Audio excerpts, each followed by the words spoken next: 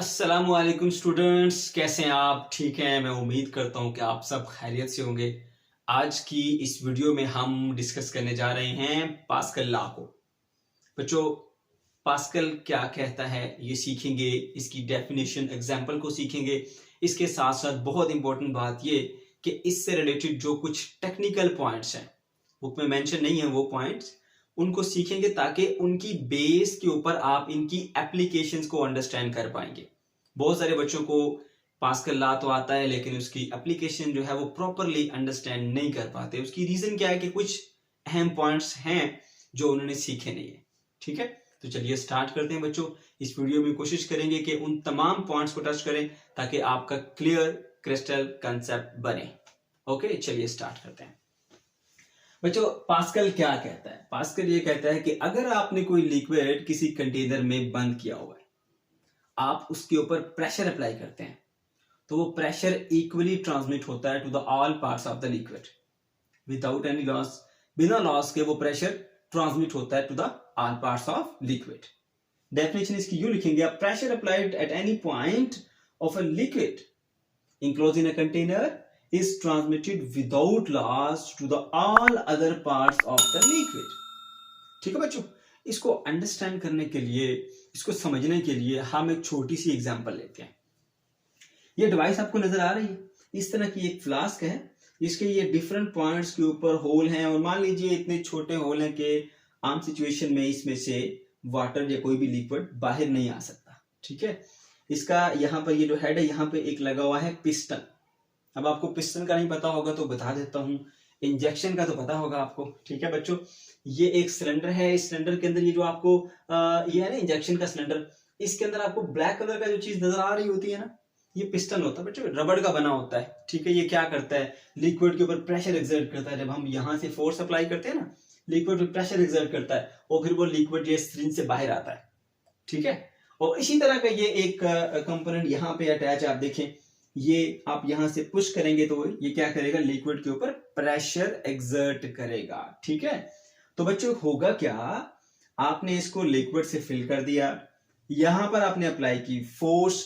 जब आप यहां से फोर्स अप्लाई करते हैं तो वो फोर्स क्या करती है, इस लिक्विड के ऊपर प्रेशर एक्सर्ट करती है। ठीक है, यहां फोर्स अप्लाई की, लिक्विड के ऊपर प्रेशर एक्सर्ट हुआ।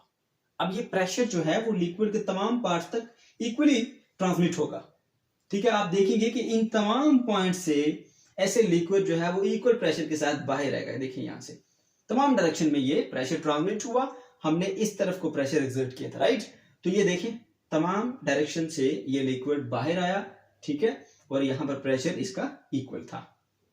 ओके, इसको अगर हम फर्दर अंडरस्टैंड करना चाहें तो हम एक डायग्राम लेते हैं। यहाँ पर अगेन देखिए, ये भी एक फ्लास्क है, इसके 4 पिस्टन लगे हुए हैं जिनका क्रॉस सेक्शनल एरिया सबका ए है। ठीक है, इन पिस्टन का ए ए ए ए। ठीक है, यहां पर आपने कोई फोर्स अप्लाई की एफ, तो उसने कुछ प्रेशर क्रिएट किया। अब वो प्रेशर तमाम डायरेक्शन के अंदर ट्रांसमिट हुआ, इधर भी, इधर भी और इधर भी। आप बैरोमीटर को यूज करें, बैरोमीटर एक ऐसी डिवाइस है जो कि प्रेशर को मेजर करती है, राइट। आप बैरोमीटर से जब मेजर करेंगे तो आपको पता चलेगा कि तमाम डायरेक्शन में इक्वली प्रेशर ट्रांसमिट हुआ, इधर भी, इधर भी, इधर भी। ठीक है, तमाम पॉइंट्स के ऊपर प्रेशर इक्वली ट्रांसमिट हुआ।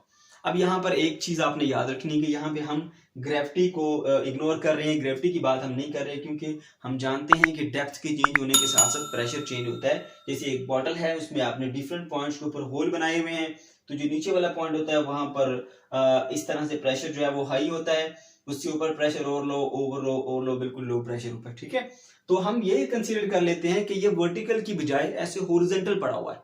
ठीक है, क्योंकि प्रेशर तो हाइट के रिस्पेक्ट से चेंज होता है ना, हम इसको हॉरिजॉन्टल रख लेते हैं, फिर तो सबको सेम प्रेशर मिलेगा ना, सेम ग्रेविटी होगी सबके लिए, यहां भी, यहां भी, यहां भी। तो इस तरह से आप कंसीडर करें इसको। ओके, तो बच्चों जो भी प्रेशर आप यहां पर अप्लाई करेंगे वो प्रेशर इक्वली ट्रांसमिट होगा to the all parts. Okay, ये बात तो अब आपको क्लियर होगी। अब हम टेक्निकल पॉइंट्स की तरफ बढ़ते हैं। हमने जब एप्लीकेशन देखनी है ना इसकी, स्पेशली हाइड्रोलिक प्रेस को, वहां पर जो आपको दिक्कत आती है ना उसको दूर करने जा रहा हूं। ठीक है, इसलिए अभी बच्चों पूरी तवज्जो से सुनना आपने। देखो, अगर इनका क्रॉस सेक्शनल एरिया सेम हुआ इन पिस्टन्स का, राइट, जितना इसका ए है, ए ए ए, राइट। तो प्रेशर तो इक्वली ट्रांसमिट हुआ, साथ ही साथ फोर्स भी इन डायरेक्शन में इक्वली ट्रांसमिट होगी। इधर भी फोर्स F अप्लाई होगी, इधर भी फोर्स F, और इधर भी फोर्स अप्लाई होगी F। लेकिन कंडीशन क्या है इक्वल फोर्स की? जब ये सारे piston same cross sectional area के होंगे। यहां पर प्रेशर A था, सॉरी इसमें जो क्रॉस सेक्शनल एरिया A था, यहां भी A, यहां भी A और यहां भी A था, इसलिए सबके ऊपर जो फोर्स अप्लाई होगी वो भी होगी सेम। अब दूसरा केस, दूसरा अहम पॉइंट कि अगर हम क्रॉस सेक्शनल एरियाज को डिफरेंट कर देते हैं तो फिर क्या होगा? प्रेशर तो सेम एक्सर्ट होगा, क्योंकि पास्कल ने कहा है कि आप जो लिक्विड पे प्रेशर एक्सर्ट करते हैं वो लिक्विड के तमाम पार्ट्स के ऊपर इक्वली ट्रांसमिट करता है प्रेशर को। इधर इधर इधर प्रेशर जो है वो सेम होगा। लेकिन बच्चों, अगर क्रॉस सेक्शनल एरियाज इनके डिफरेंट हैं तो क्रॉस सेक्शनल एरिया डिफरेंट होने की वजह से जो यहां पर फोर्स एक्ट होगी इन पिस्टन्स के ऊपर वो डिफरेंट होगी। ठीक है, और इन्हीं प्रिंसिपल्स को यूज करते हुए हम हाइड्रोलिक प्रेस को बनाते हैं, और हाइड्रोलिक प्रेस को हम यूजफुल यानी उससे यूजफुल वर्क लेते हैं, थोड़ी सी फोर्स लगा के हैवी ऑब्जेक्ट्स को हम अपलिफ्ट कर लेते हैं। यही प्रिंसिपल है। अब जरा बात गौर से सुनिएगा। आपने यहां पर ये एक स्मॉलर एरिया है A, इसका एरिया कैपिटल 2A, इसका 3A, इसका 4A, यानी ये उसका डबल है, ये 3 टाइम है, ये 4 टाइम। यहां पर आपने फोर्स अप्लाई की, कुछ प्रेशर बना, वो प्रेशर कितना होगा? Pressure P is equals to force upon area. ठीक है, ये रहा प्रेशर जो आपने यहां पर अप्लाई किया था। ओके, अब ये प्रेशर इक्वली ट्रांसमिट हुआ इधर भी, इधर भी, इधर भी, तो फिर फोर्स इधर ज्यादा क्यों एक्ट हुई बच्चों? कि यहां पर जो एरिया था वो डबल था, प्रेशर सेम आया इधर भी, लेकिन यहां पर जो एरिया था वो डबल होने की वजह से इस तरफ आप ज्यादा फोर्स फील करेंगे, एग्जामिन करेंगे कि यहां पर डबल फोर्स एक्ट हो रही है। उसकी क्या रीजन? कि यहां पर एरिया डबल है। अब आपको ये बात समझाता हूं। देखिए, वाटर इस तरफ को फ्लो करता हुआ जा रहा है, राइट। उसके सामने आप एक छोटी सी बुक के साइज के मुताबिक जो है वो एक कार्डबोर्ड ले लें और उसको उसके ऐसे रास्ते में रखें, तो आप नोट करेंगे कि वाटर जिस प्रेशर से आ रहा है ना, वो इस एरिया के ऊपर कुछ फोर्स एक्सर्ट करेगा। अच्छा, अब नोट कर लिया आपने कि इस एरिया को, स्मॉलर एरिया को मैंने वाटर के ऐसे सामने रखा, तो वाटर जिस प्रेशर से आ रहा था उसने कुछ फोर्स अप्लाई की है इसके ऊपर। अब इसको हटाएं और एक बड़ा सा कार्डबोर्ड लेकर आए, तकरीबन इतने साइज का। अब उसको भी आप इस तरह लिक्विड में इंसर्ट करें, उसी लिक्विड के अंदर जो सेम प्रेशर से आ रहा है, तो आप फील करेंगे कि बड़े एरिया के ऊपर वो प्रेशर ग्रेटर फोर्स अप्लाई कर रहा है। पहले एरिया छोटा था, आपने एक हाथ से रोका हुआ था उसको ऐसे। जब बड़ा बड़ा पीस उसके सामने रखेंगे ना वाटर के, अब आपको दोनों हाथों से भी रोकेंगे तभी वो नहीं रुकेगा। आखिर क्या हो गया? पहले एरिया कम था तो उसके ऊपर जो प्रेशर एक्ट कर रहा है ना, ठीक है, वो कम फोर्स अप्लाई करेगा। ठीक है, और जब आपने एक बड़ा एरिया उस प्रेशर के सामने रख दिया, वाटर के प्रेशर के सामने, तो वो ज्यादा फोर्स उसके ऊपर अप्लाई करता है। बच्चों, यही रीजन है।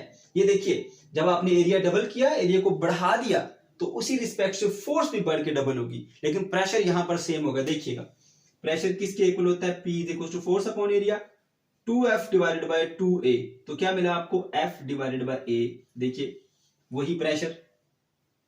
ठीक है, पास्कल लॉ तो गलत साबित नहीं हुआ।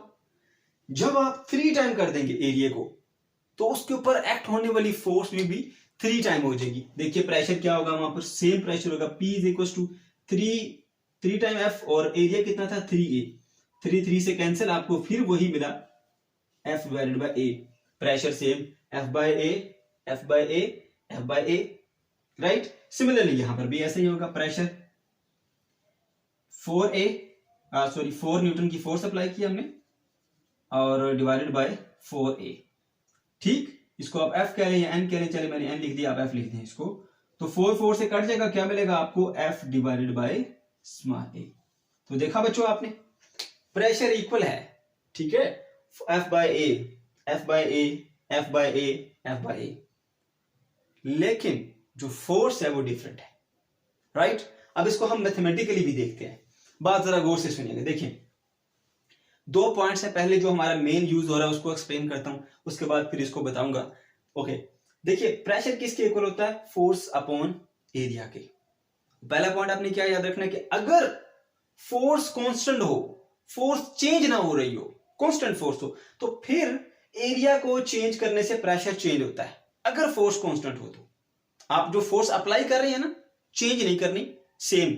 तो फिर एरिया का प्रेशर के साथ इनवर्स रिलेशन होता है, जिसका मतलब ये कि अगर एरिया बढ़ेगा तो प्रेशर कम हो जाएगा, एरिया कम होगा तो प्रेशर बढ़ जाएगा। ठीक है, इसीलिए हमने लिखा pressure is inversely proportional to area. इसी तरह से इसको रीअरेंज करके लिखे दूसरा अहम point, P is equal to F by A होता है, ए को उधर मल्टीप्लाई कर दें, एफ इज इक्वल टू क्या हो गया, P बाय ए। ठीक है, पी ए सॉरी। अब अगर यहां पर आप प्रेशर को कांस्टेंट कर दें, प्रेशर चेंज ना हो, प्रेशर एक जैसा हो, तो फिर क्या होगा, if pressure is constant then force is directly proportional to area.